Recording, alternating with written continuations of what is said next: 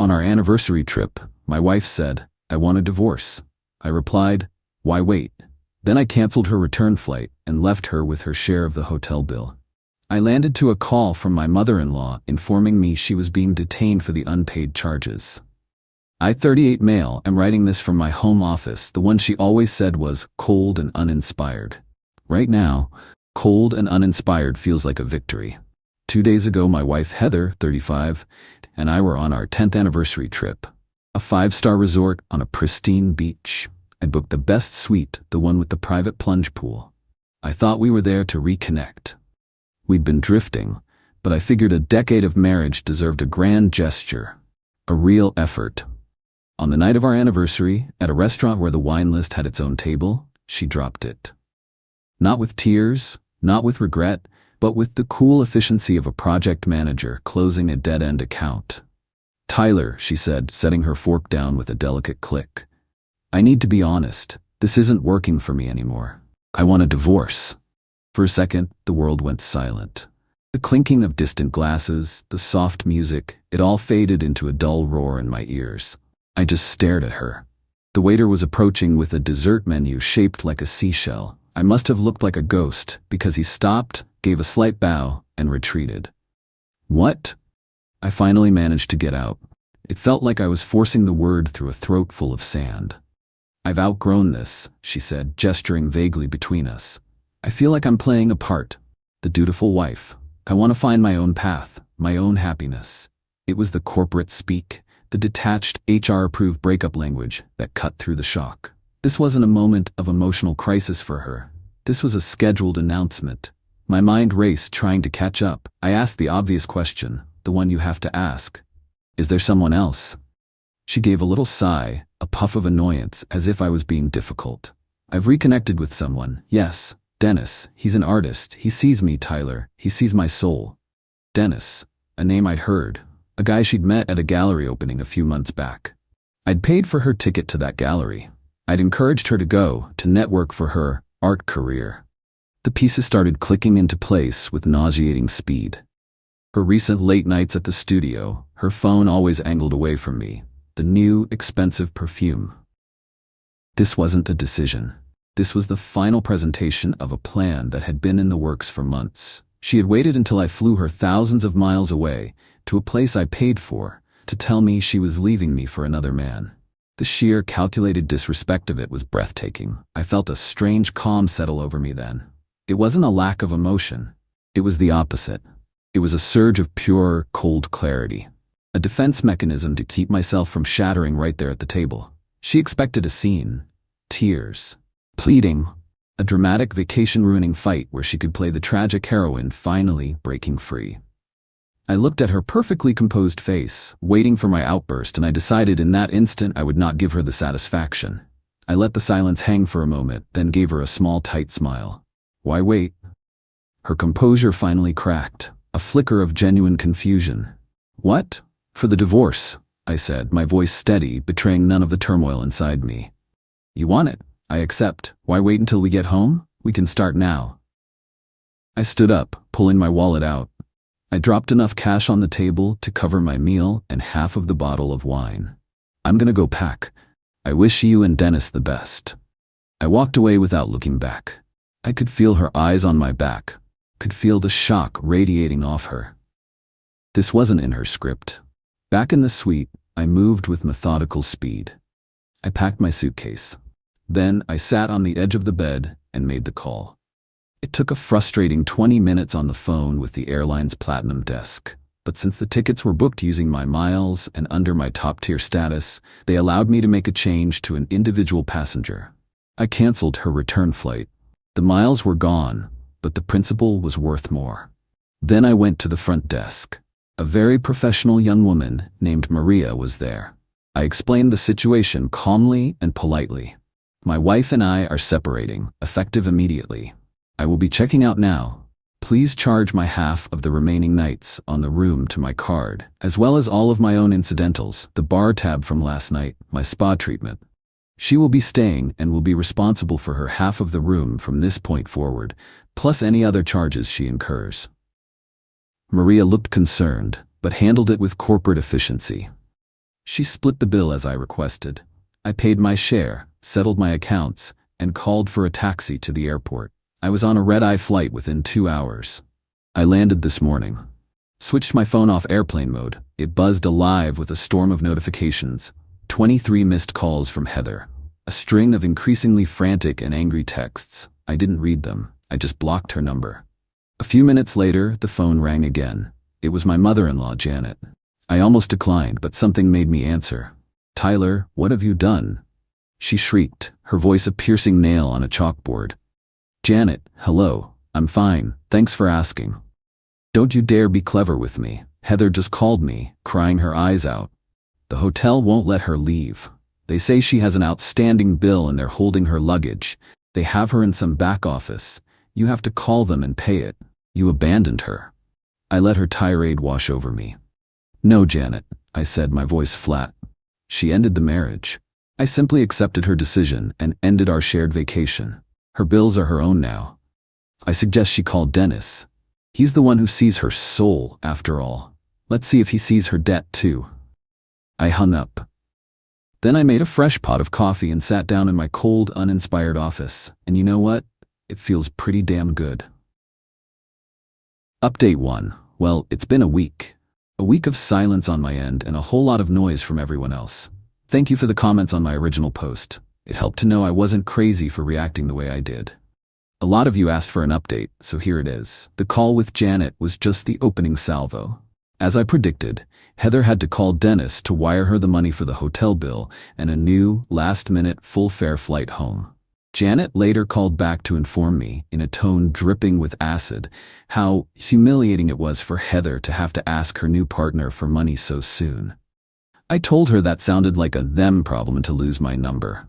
Then came the texts from Heather's friends, all variations on the same theme. "Dude, WTF? You can't just leave her like that. She's devastated. You're being a monster." It was a coordinated campaign. Funny how none of them seemed to care about the fact that she cheated on me and broke up with me in the most calculated, insulting way possible. It was clear they'd only gotten the tragic heroine version of the story. Heather herself finally got a message through to me via email, since I'd blocked her number. It was a masterpiece of entitled delusion. She accused me of emotional violence and financial abuse. She demanded I reimburse her for the hotel bill and the exorbitant cost of her new flight. The bill from her boyfriend, Dennis, was apparently now my responsibility. The email ended with, "You owe me that, Tyler, after everything I sacrificed for our marriage." I just stared at that line, the sacrifices. Like the art studio I'd been paying the lease on for the last 2 years, a little creative space for her to find her passion. A $1,200 a month sacrifice, to be exact. Something about that made me curious. I've always been meticulous with finances. It's my job, after all. I'm an accountant. When something doesn't add up, I investigate. I started pulling up the old statements for the credit card I'd given her for business expenses related to the studio. Art supplies, marketing materials, that sort of thing. I was a guarantor on the account, but it was in her name. The first few things I saw made my stomach clench. A charge for a high-end dinner for 2 at a trendy downtown spot on a night she was supposedly networking at the studio. A charge from a luxury lingerie brand. Multiple charges for a high-end hotel in a city a few hours away. A hotel with a very romantic reputation. The dates matched up with a girl's weekend she had taken. The more I scrolled, the clearer the picture became. The art studio wasn't just a studio. It was a front. A slush fund for her affair. The money I thought was for canvas and paint was actually for champagne and secret getaways with Dennis, the soul-seeing artist. My brief moments of sadness over the last week, the nostalgia for the woman I married, it all evaporated. It was replaced by a cold, hard resolve. She didn't just want a divorce. She wanted to continue living the lifestyle I provided, but with him. She wanted her freedom, my money, and to be praised for her bravery while doing it. I spent the entire weekend creating a spreadsheet. Every questionable charge, every date, every lie she told me to cover it up. Yesterday, I hired the most ruthless divorce lawyer I could find. When I showed him the spreadsheet, he didn't even blink. He just smiled, a thin, predatory smile. "Well," he said, leaning back in his chair, "this should be straightforward. Heather thinks this is about the hotel bill. She thinks I had a moment of anger. She has no idea what's coming. She didn't just end a marriage. She started a war with an accountant. Big mistake. Update 2. It's been a month of tactical silence from my end and escalating entitlement from hers. Things have gotten messy, and I've discovered the rot goes deeper than I ever imagined. 2 weeks ago, I got a text from a number I didn't recognize. "Tyler, it's Dennis. We need to talk. Heather is very distressed. Be at your house tomorrow at 2 p.m. so she can get her things. We need to be adults about this." The sheer nerve. He wasn't asking, he was telling. And the "we" wasn't lost on me. They were a team now, coming to the home I paid for to demand things. I replied with one sentence, "My lawyer will be in touch to schedule a time with a third-party supervisor present." They didn't like that. They showed up anyway. I was at my desk when the doorbell rang. I looked at the security camera feed on my phone. There they were on my porch. Heather, looking tragically wronged, and Dennis, a guy with a stupid scarf wrapped around his neck, looking smug. He had his arm around her. I didn't open the door. I spoke through the speaker. "Heather, you are not welcome here unannounced. As I said, you need to go through my lawyer." "Don't be an infant, Tyler," she yelled, her voice cracking. "My entire life is in that house. My clothes, my art." Dennis stepped forward. "Mate, just open the door. Don't make this harder than it has to be. We just want her things so we can move on." The condescension, the mate, it was like a movie. I saw red, but I kept my voice flat. "This is my property. You are trespassing. I'm giving you 30 seconds to leave before I call the police." They actually stood there, whispering to each other, like they were deciding if I was bluffing. I counted to 20 and then dialed. When they saw me on the phone through the window, they finally scurried back to Dennis's beat-up convertible. The police arrived, took my statement, and I now have a record of them showing up unannounced. My lawyer was very pleased. But the real development came from my lawyer's office. I had told him about the studio I was funding, and he agreed it was a major financial point. As part of the discovery for the divorce, he subpoenaed all the financial records and contracts associated with her business. He called me last Tuesday. "Tyler, you're not going to believe this," he said, and I could hear the excitement in his voice. "I'm holding the lease agreement for the studio space. About a year ago, your wife and Mr. Dennis Vance co-signed a new lease with the landlord, re-registering the space as a commercial entity called Vance Gallery. They were building his commercial art gallery in his name, while you were still paying the rent via the original auto draft you set up. It's airtight." I felt the blood drain from my face. She had converted her private "I need to find myself" studio, which I was funding, into a commercial gallery for her boyfriend. She'd put his name on the lease with hers, making them business partners, all while my money was paying the rent. They were building their future on my foundation. My lawyer's voice cut through my shock. "This changes everything, Tyler. This isn't just infidelity. This is fraud. We can go after both of them." So the new plan is in motion. We are no longer just arguing about assets in the divorce. We are filing a separate civil suit for fraud against both Heather and Dennis. We are seeking repayment for every single cent that was funneled into that sham gallery and her affair. Heather sent one more email last week. The tone had shifted from anger to a weird sort of bargaining. She said she was willing to forgive my actions at the resort if I would just agree to a simple 50-50 split and reasonable alimony so she could get back on her feet. She still has no idea. She thinks she's negotiating the end of a marriage. She doesn't realize she's a defendant in a fraud case. They wanted to be adults about this. Well, they're about to get a very adult lesson in consequences. TLDR, Heather and her boyfriend showed up demanding her stuff. I called the cops.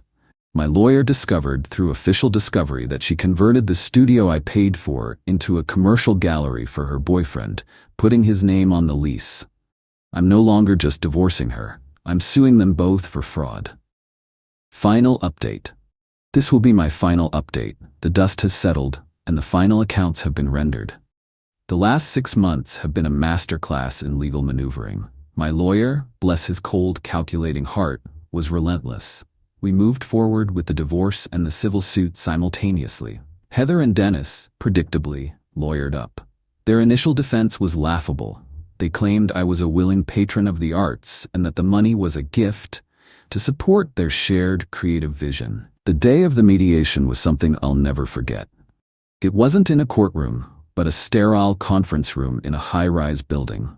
Me and my lawyer on one side of a long mahogany table, Heather, Dennis, and their lawyer on the other.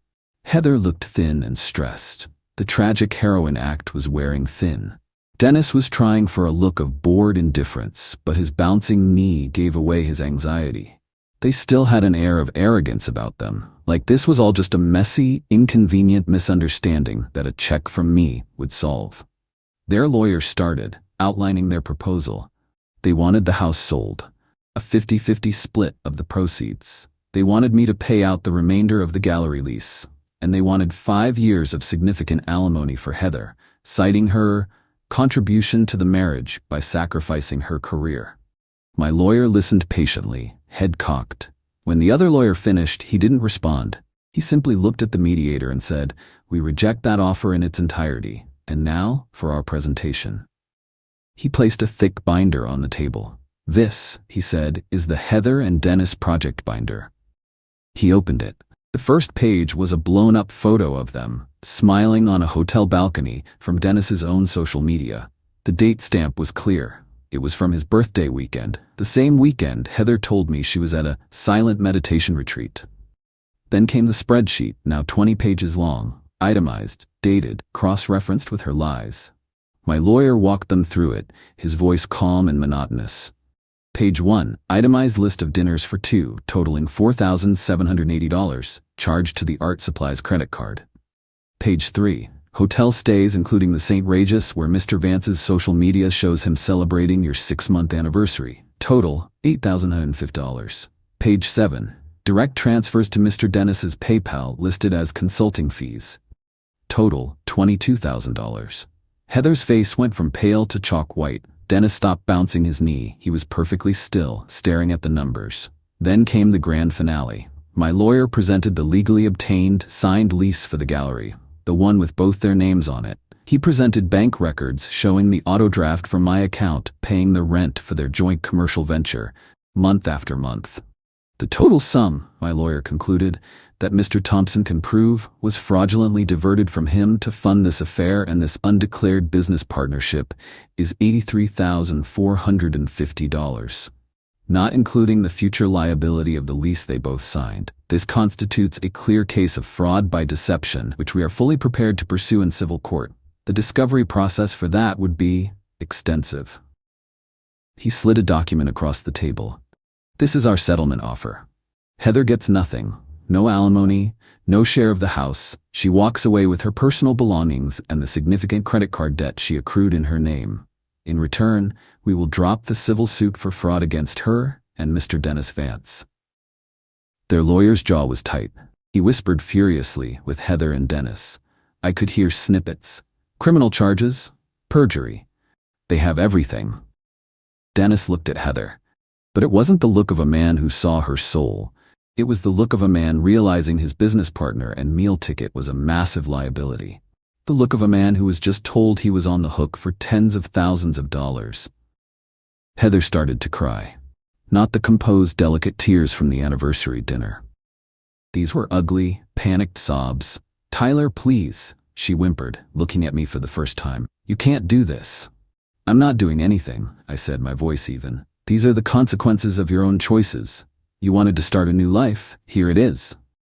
They took the deal. They had no choice. The aftermath was swift. Heather had to move in with her parents. The credit card company, armed with the evidence of her fraudulent spending, is pursuing her for the full balance. Her credit is shot. Janet and Robert called me one last time, but the fury was gone, replaced by a weary resignation. They asked if I could just help a little. I said no. Dennis, as predicted, bailed.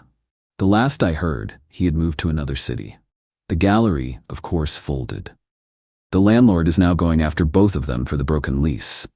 As for me, I sold the house. It held too many ghosts. I moved into a modern apartment downtown, one she would have hated.